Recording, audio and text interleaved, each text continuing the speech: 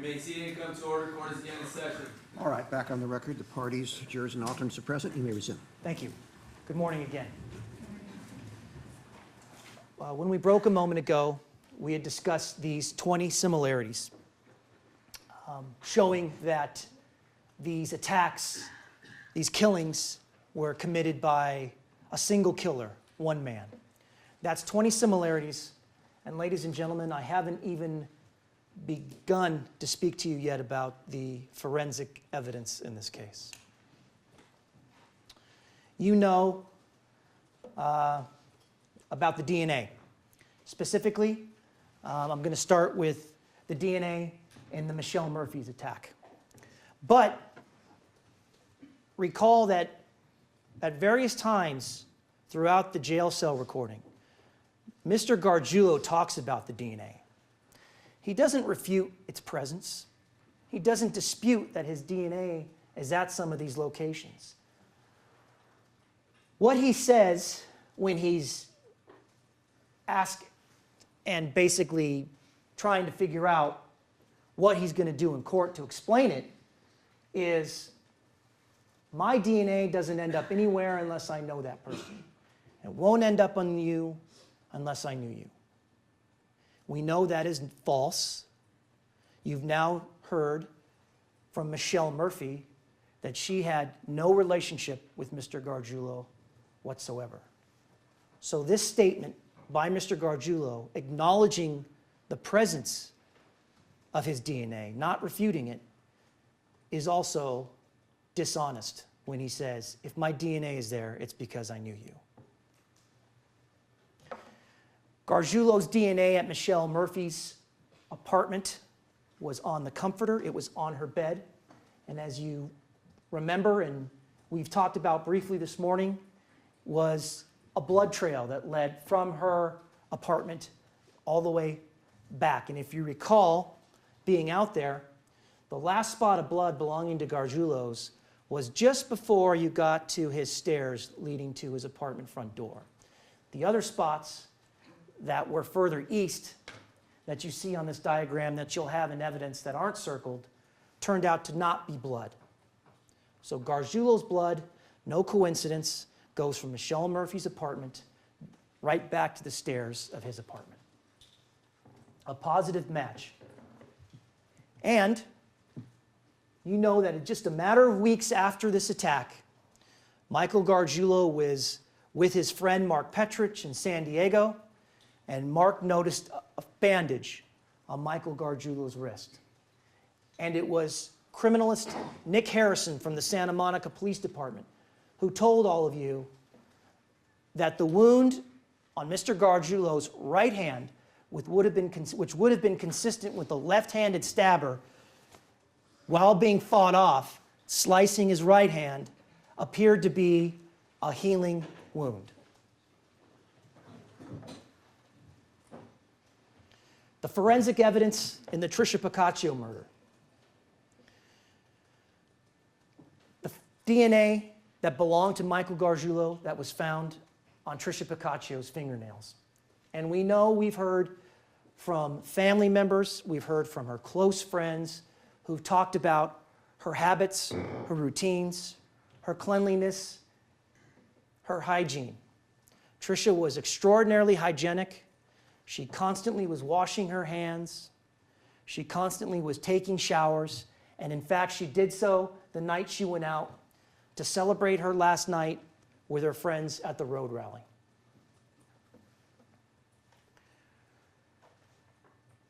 We also know that Michael Gargiulo, through Doug Pacaccio, a friend, was not a touchy guy. Tricia was never seen touching or hugging Michael Gargiulo. In fact, they didn't even run in the same social circles. And all of those photos that you just watched disappear one by one. Think about the night Tricia Pacaccio had after she got out of the shower and went out to say goodbye to her friends. Saying goodbye to high school friends she won't be seeing anymore. She's off to college. Hugging, kissing, touching. You did not see, you did not hear about the DNA of any one of those individuals showing up on Tricia Picacchio's fingernails. Rick, her father, and Doug, who discovered her body the next morning, ran out to the porch, touching her, hugging her, cradling her, holding her. Their DNA, not on Tricia Picacchio, not on her fingernails. The only DNA on Tricia Picacchio's fingernails, besides her own DNA, was Michael Gargiulo's. And what's important about the DNA, if you recall hearing about, on Tricia Picacchio's fingernails was the quantity of Michael Gargiulo's DNA on her fingernails. The criminalists spoke about it. They told you it was unusual to see that amount of DNA on someone's fingernails when the DNA did not belong to the person whose fingernails it actually was. It was a comparable amount to Tricia's DNA. That is significant in of itself, the amount of DNA on her fingernails that belonged to Michael Gargiulo. It tells you that Tricia fought, Tricia tried to stop him, Tricia used her fingernails to try to get Michael Gargiulo to stop attacking and stabbing her. The amount of DNA on Tricia Picacchio's fingernails is significant. Michael Gargiulo's friends, his fellow bouncers who work at the Rainbow Room, Anthony DiLorenzo and Temer Leary. Not saints, felons, in trouble with the law. Temer was running from the law. Temer was wanted by the law. But ask yourselves this question. If you're going to admit to committing a crime such as murder, are you going to admit that to somebody who is law-abiding? What is that person going to do when you tell them that you killed a girl in Chicago, stabbed her up, and left her for dead on the doorstep? Aren't they going to run, call the police, say, hey, this guy just told me he murdered a girl? Or when you're dealing with two felons, somebody who doesn't want anything to do with the police because they're wanted by the police, what better people to confide in? These coworkers, these friends, these two who are in trouble with the law, like Mr. Gargiulo. And don't take their words for it, ladies and gentlemen. Take the words of their girlfriends who described to you in detail the reaction that these two had when they saw that advertisement for the 48-hour special. And when it clicked in their head and the light bulb went on in their head, that, oh my God, what he said happened. It's true. Remember what they said. Their emotional reactions to seeing this. It was panic. It was confusion. It was concern.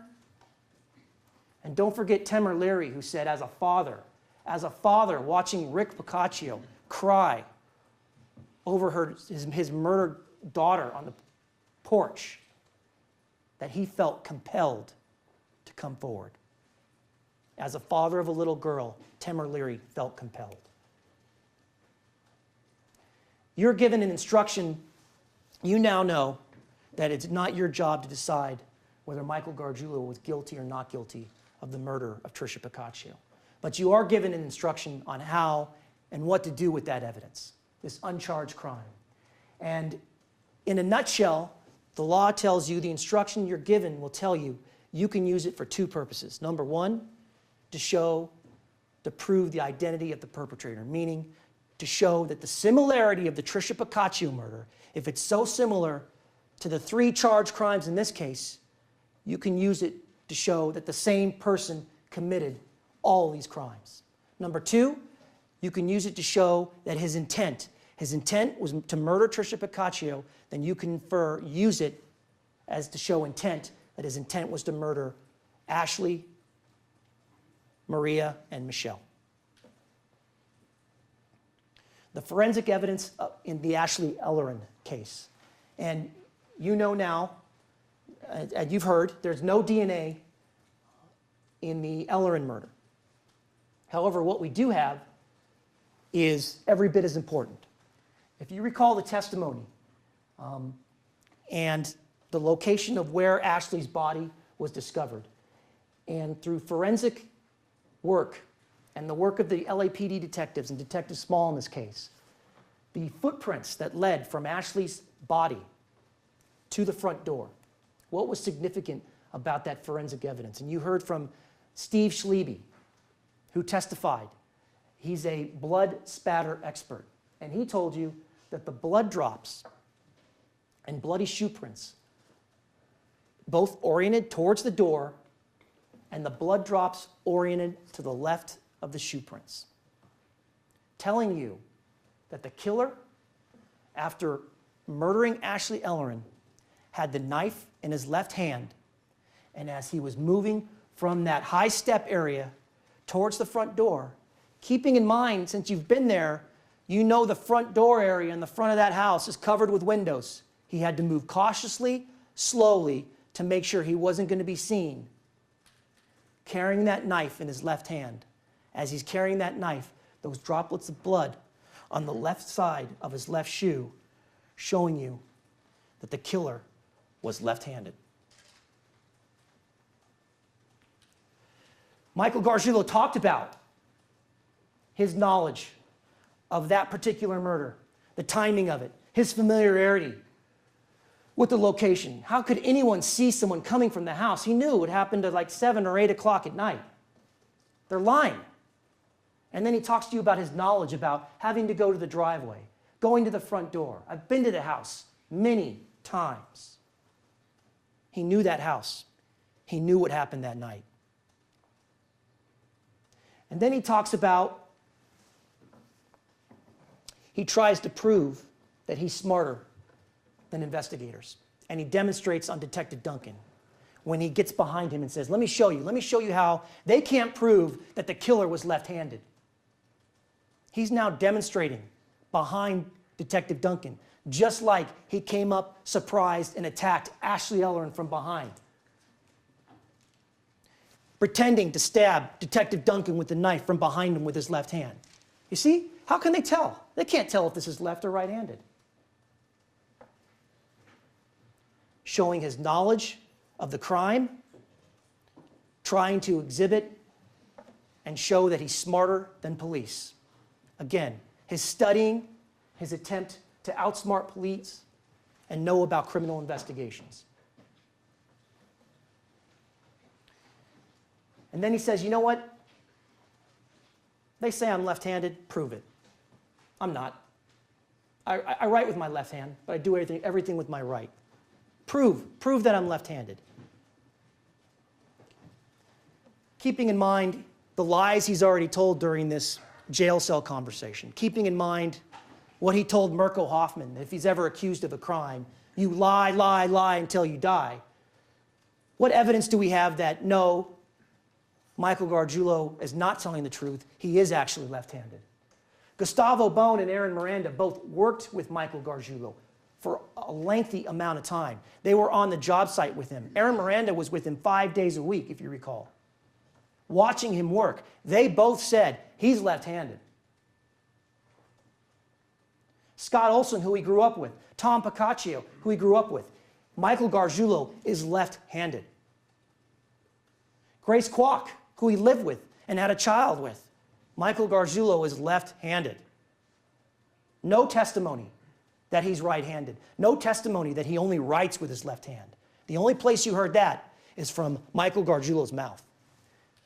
And lastly, certainly not least, Michelle Murphy told you that while she was being attacked in bed, her assailant was stabbing her with his left hand.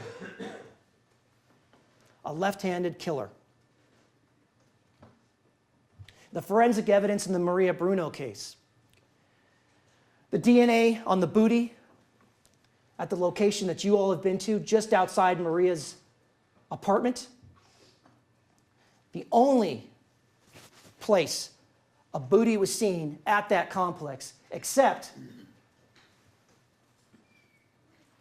in Michael Gargiulo's attic, hidden and found after he had moved out by investigators.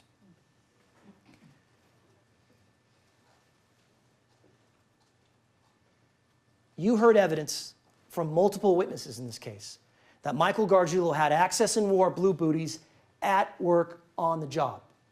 That's all. Gustavo and Aaron told you they wore blue booties. Grace Kwok told you, I saw Michael Gargiulo wearing blue booties on a job site. And Maria Garola told you, remember when he first met her and they first started dating, he came to her house to work on her air conditioning, and he was wearing blue booties. And remember what Michael Gargiulo said in that jail cell, fabricating his defense with his cellmates. He's now talking through, how am I going to explain this blue booty? This blue booty is devastating to me. How do I get around this? So first he talks about, well, you know what? I used to wear them in the El Monte apartment complex. I used to take them off and leave them by my front door. And you could stand at Maria Bruno's door and you can look up and you can see the blue booties by my door. You've stood there. You've stood there. That's not reasonable.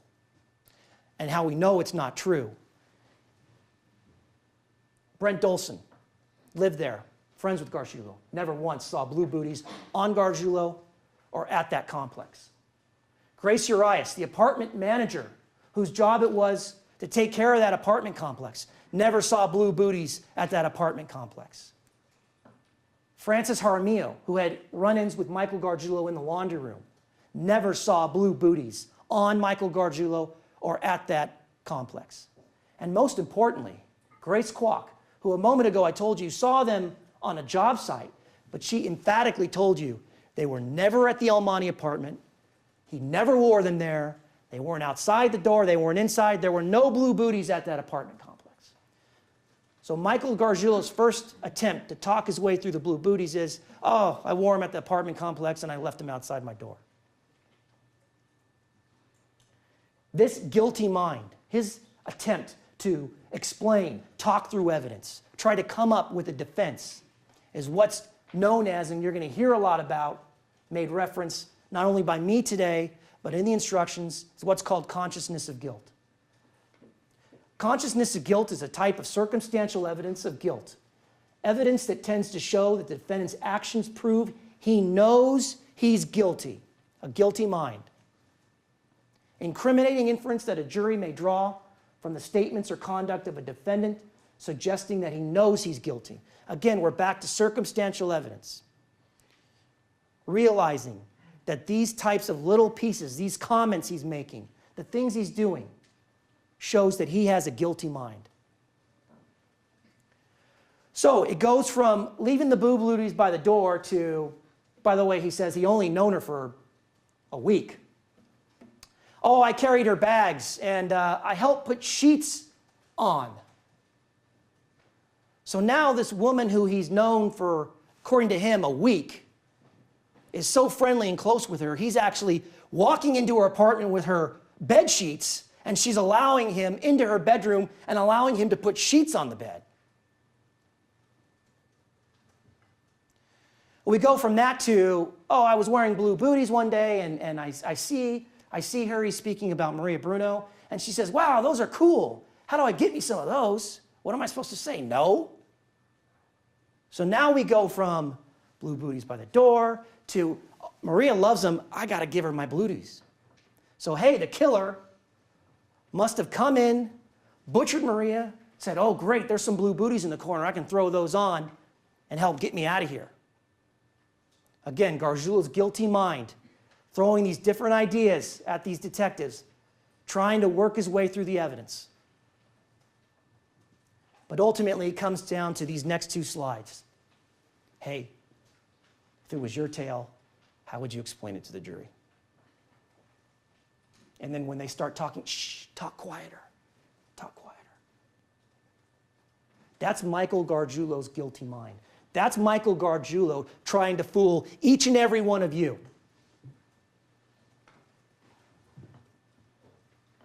I'm fucked. If you were in my situation, how do you explain that shoe cover? How do you explain that shoe cover to a jury? His guilty mind. He made a mistake. As I indicated at the beginning, he's not perfect, he's human. He dropped the booty, and he knows now that he had to come up with a way to explain it to all of you.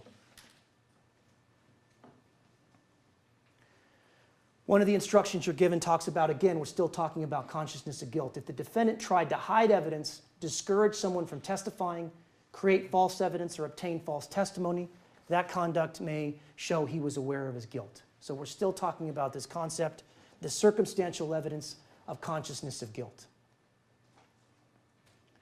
The vans. Thinking back, and I know that a lot of the testimony about the vans came early in this case, but if you remember, these two vans, which belonged to Michael Gargiulo, were found in this condition, abandoned, emptied, out in Palmdale. And if you recall the testimony from the detectives, Santa Monica detectives and Detective Lillingfield, they were looking for these vans. They had warrants to look for these vans. When they searched his apartment on those two separate occasions, they were looking for these vans. Those vans weren't there. The writing on the side of the van, Gus's plumber, Gus's plumbing and heater, all taken off the vans. The vans had been cleaned up.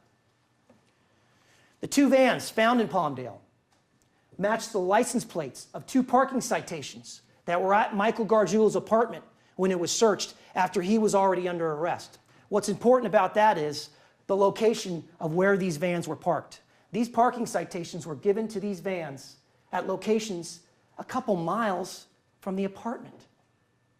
These vans were being hidden before they were eventually abandoned and emptied.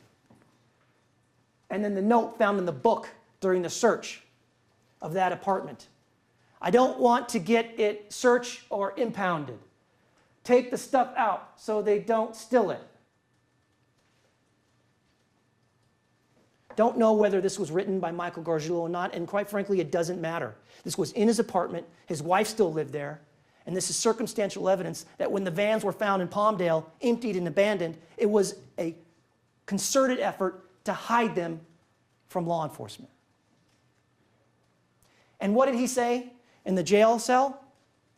They don't even have my vehicle.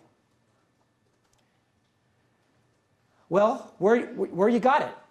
You got it where they're not going to find it, right?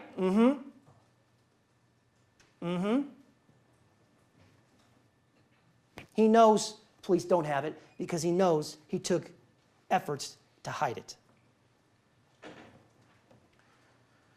Allison Maseffi.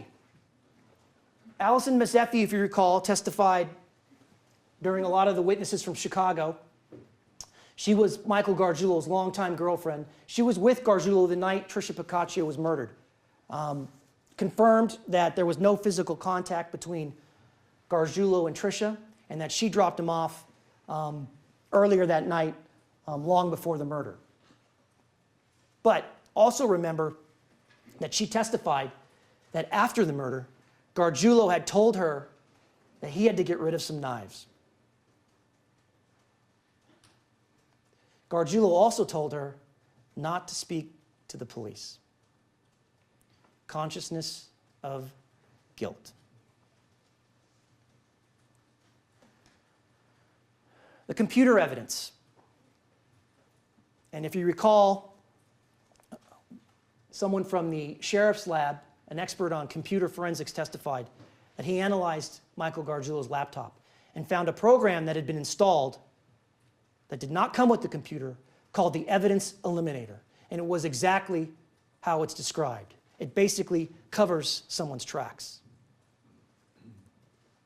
But we know from some of the things that Michael Gargiulo talked about that he was researching serial killers. He talked about pulling up Bundy. And what's important about the discussion he has during the jail cell operation about the serial killers is how his mind is working. Think about what he's discussing when he's talking about serial killers. He says, don't you think a serial person would do the same thing? And then he refers to another famous serial killer, Ed Gein. He says, they're different stab wounds. I mean, if they're serial cases, wouldn't they be the same? And just to say that they're beautiful women, one's a blonde, one's a brunette. He studied serial killers. He studied serial killers in an effort to conceal and cover his tracks. He knows that law enforcement links up serial killers to commonalities. The list of 20 things that we talked about earlier, the signatures. He tried to explain away and tried to find differences to say, this can't be me. This can't be the same guy. Serial killers all do it the same way. But through no fault of his own, as we discussed, he left his signatures. Running from the police and avoiding the police. You've had testimony multiple times about Gargiulo making statements about how he was trying to avoid the police. Didn't want to give his DNA. When he was confronted by the 4 police officers, he tried to make a run for it. Again, Gargiulo's guilty mind. Making statements to the police. Why did it take so long to get the DNA? What if one of my hairs is there? Grace Urias. Grace, remember, was the apartment manager in El Monte. She talked about Michael Gargiulo asking her, hey, can I put cameras in front of my apartment door? The hiding place. The hiding place, not talking about the attic where the blue booty was found. Although, remember, Grace knew nothing about that. I'm talking about the false bottom hiding place that was created when Michael Gargiulo lived in this apartment. Grace Urias, the apartment manager, told you that before she checked this apartment out to Michael Gargiulo, that false bottom did not exist. When he had moved out and she had to check this out to a new tenant, there was a false bottom that had been created, a hiding place. Why? Again, consciousness of guilt, guilty mind. Statements, knowledge of non-public details. Frances Jaramillo in the laundry room. He talked to her the first time she was interviewed. She said that Michael Gargiulo had told her that Maria's breast had been removed and put in her mouth. Detective Lilienfield told you that type of information was not public information. Michael Gargiulo made a statement to Frances in the laundry room. They haven't caught him yet. Knowing details. They don't have blood anywhere in that crime scene. They don't have my blood in that crime scene. We've gone over a lot of the statements in jail, but there are others that show, again, more statements by Michael Gargiulo attempting to discuss the evidence, talk about it with the detectives, and he just volunteers information at times out of nowhere that points directly to his guilty conscience. Talking about that there was no witness that could have seen him, there's no witness at the scene, and especially Gargiulo volunteers if the person's wearing a mask. And Duncan says, huh, what? I'm just saying if he did. Perhaps the mask that was found in Gargiulo's bag after the Ellerin murder, when detectives searched his home on Orchid.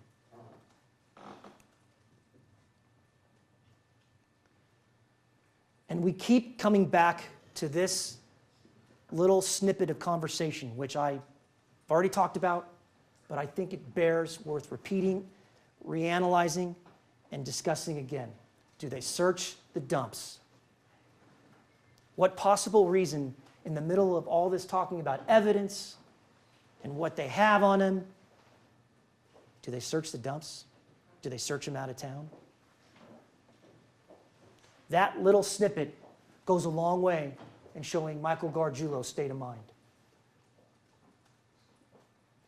Mark Petrich, if you recall, Mark Petrich, who Michael Gargiulo visited just approximately a week before his arrest, testified that Michael was behaving strangely, nervous, and he had that bandaged hand. And he was, no coincidence, speaking of just up and moving to Mexico. He asked Mark Petrich if he'd be interested in taking over his business and said he was interested in moving to Mexico. And in that jail cell operation, the first person to volunteer where Michael Gargiulo might go if he escapes is Michael Gargiulo. No say. Talks about Mexico. Could fly out, and you don't need a passport because you know what? You never come back.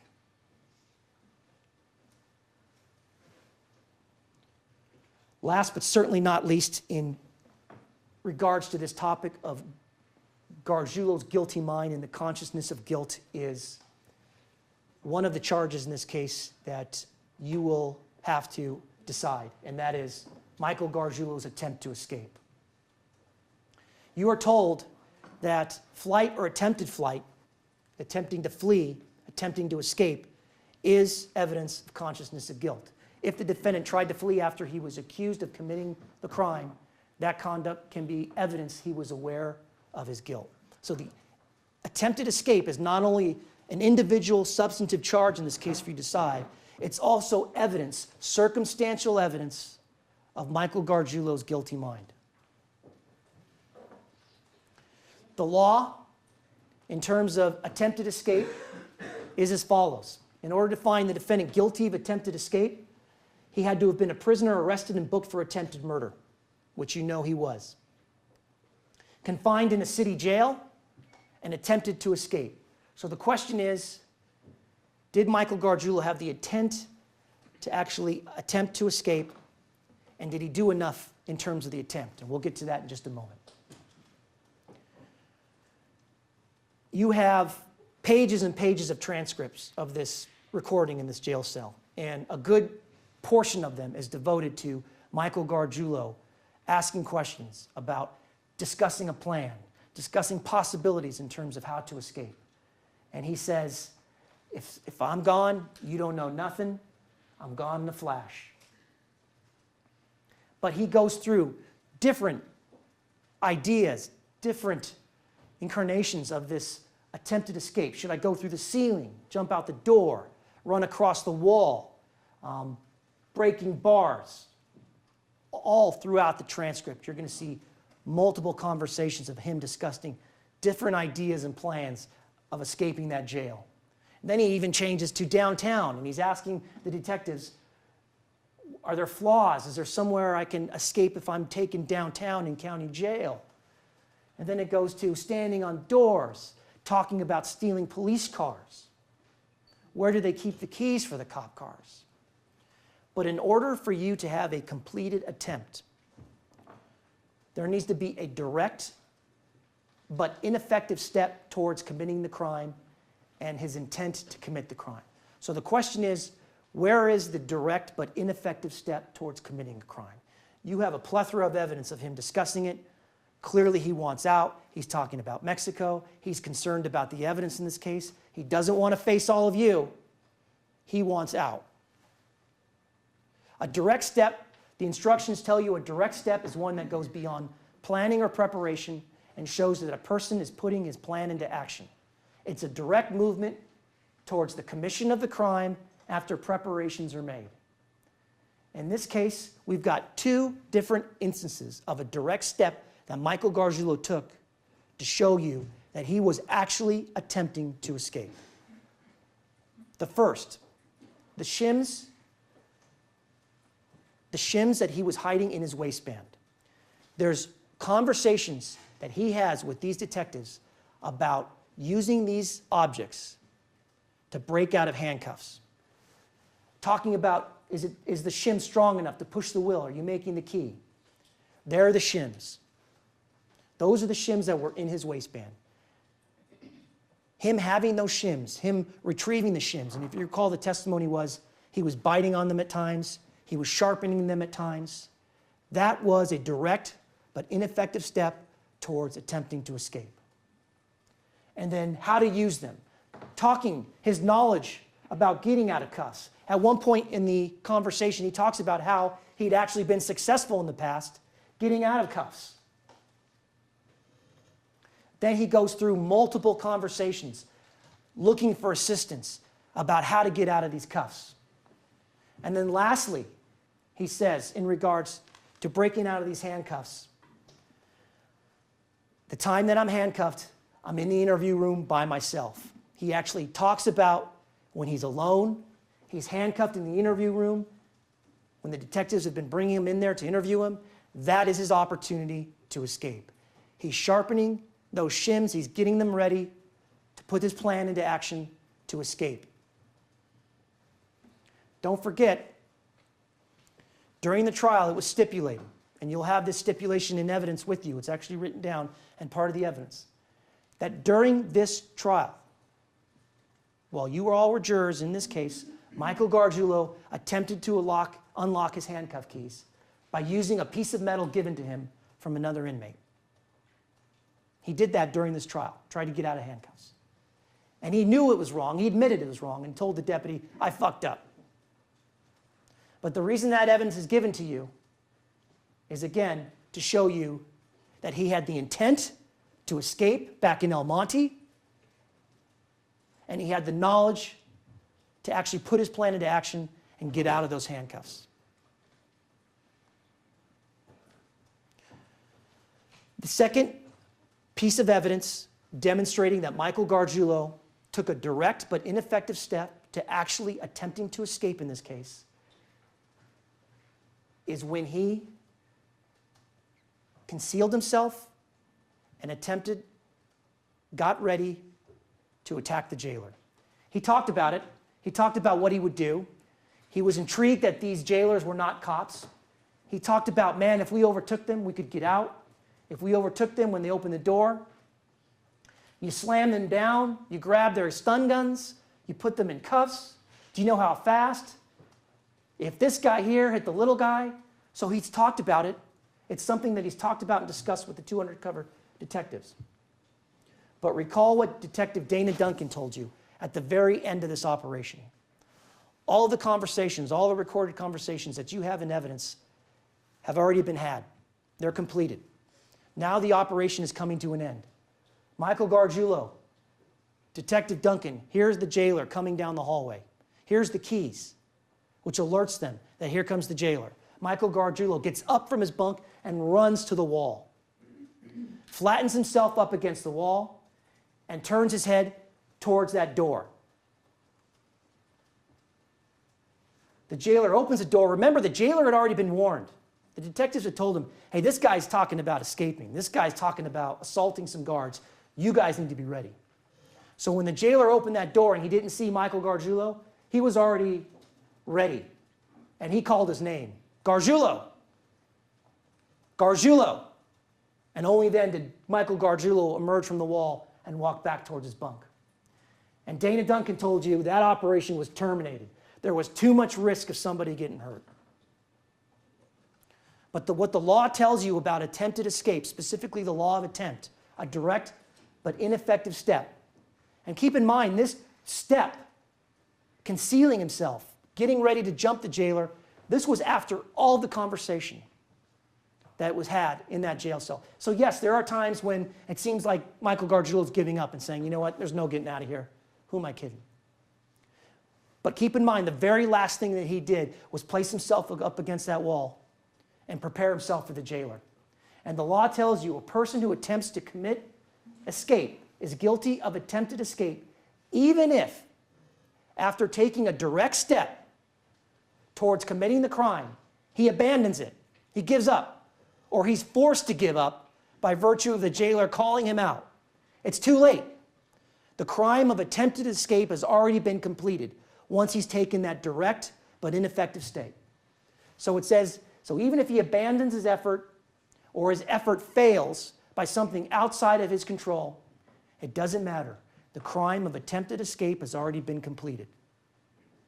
It's completed once Gargiulo hears those keys, hides himself against the wall, and gets ready to attack the jailer. That's the law with attempted escape. I'm going to now talk to you about the law when it comes to the other charges in this case. I'm going to go in the order these charges are presented to you in terms of count numbers. There's no significance to this. The fact that you have some counts and you're missing other counts, or the order these charges are presented to you, means nothing. But just for virtue of this conversation, I'll start in order with count 2. There is no count 1.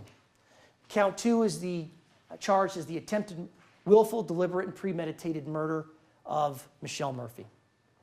And in order to prove attempted murder, again, you're going to recognize this language. The defendant took at least one direct but ineffective step towards killing another person.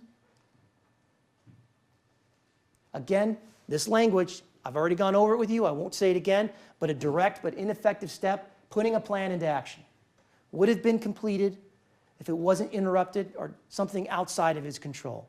So but for Michelle Murphy fighting back, kicking Michael Gargiulo off of her, forcing Michael Gargiulo to cut himself, bleeding, left running away, the crime of murder would have been completed, then attempted murder is done once that direct but ineffective step has been completed. And number two, the second element is the defendant intended to kill that person, in this case, Michelle Murphy. So what evidence do we have that Michael Gargiulo, when he broke into her apartment that night, his intent was to kill Michelle Murphy? Stuff we've talked about, we've gone over, and you're going to hear over and over again. Attacking these victims at night, Michelle at night while she was alone and she slept. Attacking her with a knife. Stabbing her multiple times. Stabbing her in the area of the body where major organs, containing vital organs. All evidence showing that when Michael Gargiulo broke into her apartment, he intended to kill her. And with attempted murder, after those two elements are met, the crime of attempted murder is complete. That doesn't stop your analysis, though. The next step is for you to decide as the jury whether the allegation that the attempted murder was willful, deliberate, and premeditated. An example that's used in, I've used in the past, it seems to be useful in that it relates to decisions that you all make as individuals in your everyday life. Every day in your life, you make decisions that are willful, deliberate, and premeditated.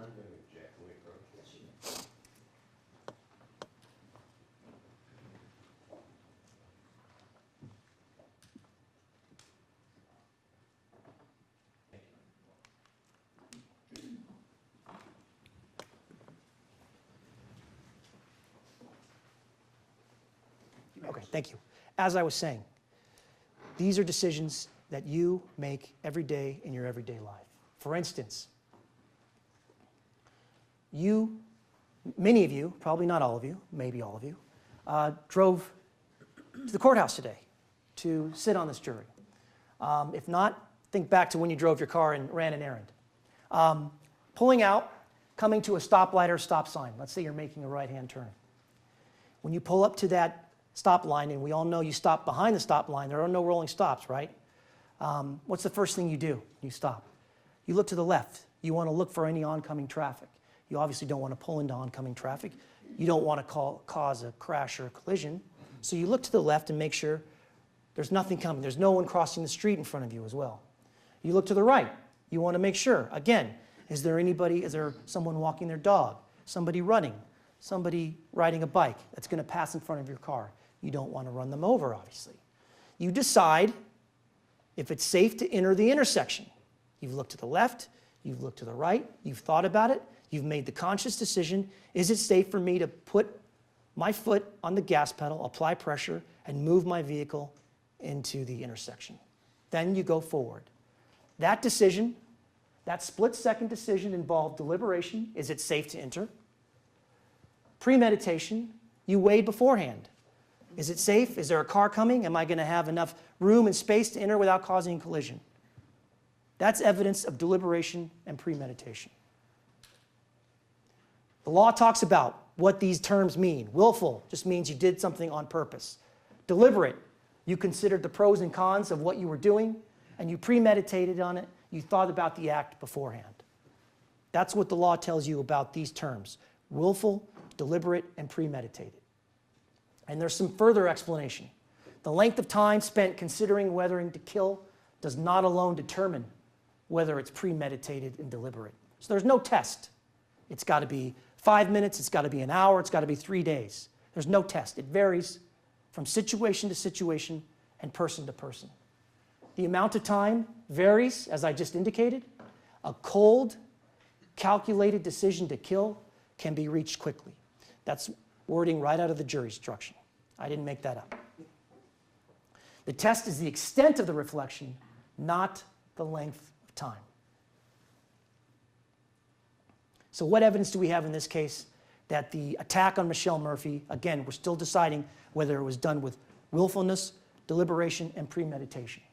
Well, obviously, again, getting back to things we've gone over a number of times: selecting, watching, targeting the victim, timing the attack to ensure success and not being detected.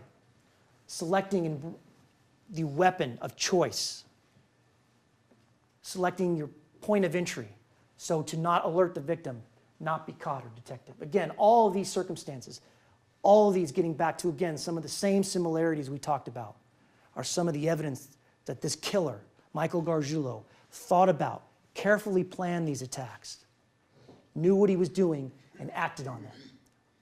Purposeful and goal-directed behavior. And once you find willful deliberation and premeditation, the crime of attempted deliberate and premeditated murder is completed. There's allegations that are attached to some of these crimes, and I'll just spend a moment speaking about them. But in regards to the attempted murder of Michelle Murphy, there's an allegation of what's called personally used a deadly weapon. And all that means is that the defendant, when attempting to murder Michelle Murphy, used a dangerous or deadly weapon, that he stabbed or cut her with it, and that a dangerous or deadly weapon is any object that is capable of causing death or great bodily injury. I don't think there's any argument that can be made that a knife, especially one with a serrated blade, cannot be used to cause great bodily injury or death.